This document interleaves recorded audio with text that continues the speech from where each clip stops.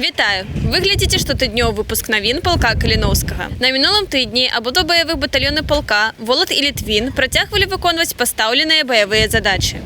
Палкавое падраздзяленне БПЛА імя Мікіты Краўцова таксама працягвала выконваць выведку пазіцый ворага і карэктыроўку артылерыі. На дадзены момант падрабязнасці і дэталі баявых задач мы не можам раскрываць, але як толькі будзе магчымасць, то ўся інфармацыя з'явіцца ва ўсіх афіцыйных крыніцах палка. Дарэчы, спіс сацыяльных сетак палка пашырыўся. Полк стварыў і запусціў новыя тэлеграм-каналы на украінскай, расейскай і польскай мовах. Цяпер усе навіны будуць выходзіць з перакладам на дадзеныя мовы ў адпаведным тэлеграм-канале.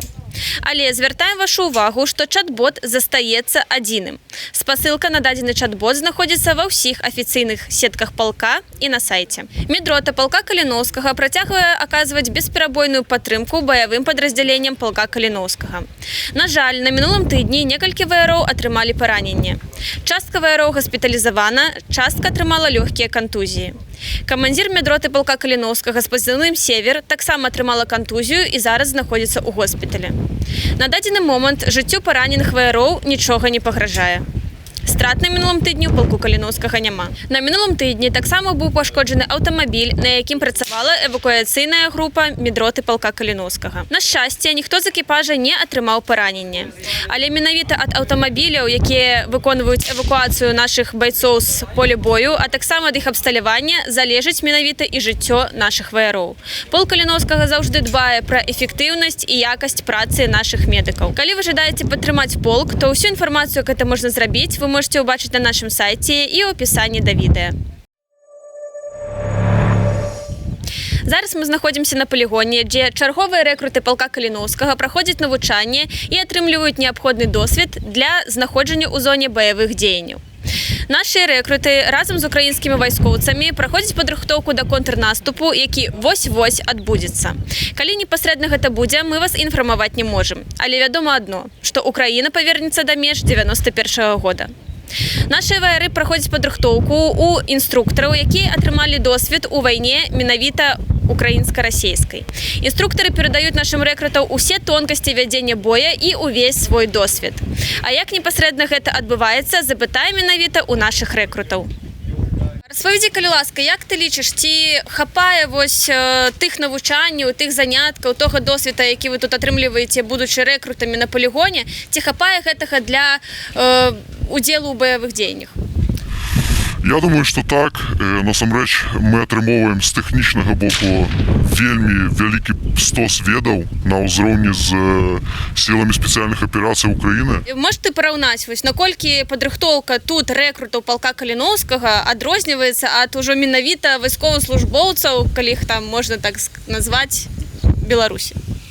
Ну, скажем так, у сярэднестатыстычнай вайсковай частцы Беларусі людзі страляюць па 20-30 набояў за ўсю службу. Мы настрэльваем тут каля сотні за дзень. І гэта, в прынцыпе, паказнік на ўзроўні сіл спецыяльных аперацыяў.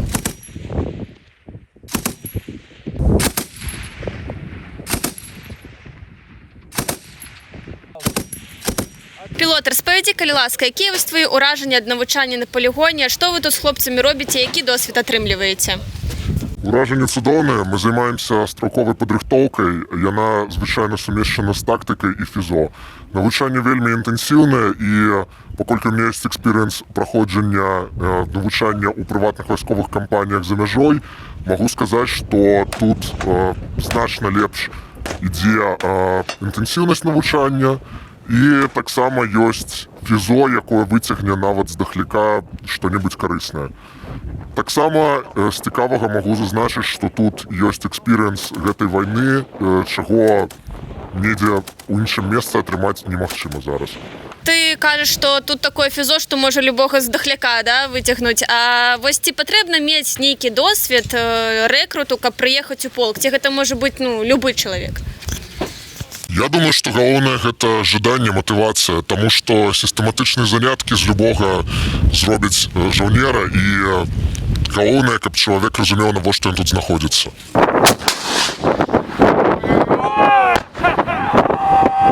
А вось як ты лічыш, чаго не хапае беларусам, вось кожнаму беларусу, каб зараз, вот прямо зараз прыехаць у полк Каліноўскага і стаць яго рэкрутам?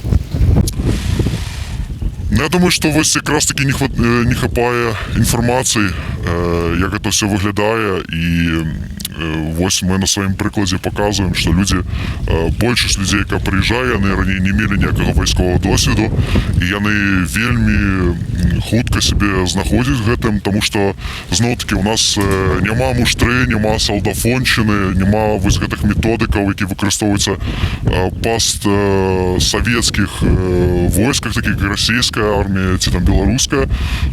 Тут вельмі добры падыход інструктароў, і ну, разам тое, што мы добраахвотнікі, тое, што да нас ставіцца адпаведна, як да людзей, які прыехалі вучыцца з власнай волі, гэта дае на выхадзе вельмі круты вынік. Дзякуй за ўвагу і да сустрэчы ў наступны панядзелак. Жыве Беларусь, слава Ўкраіне!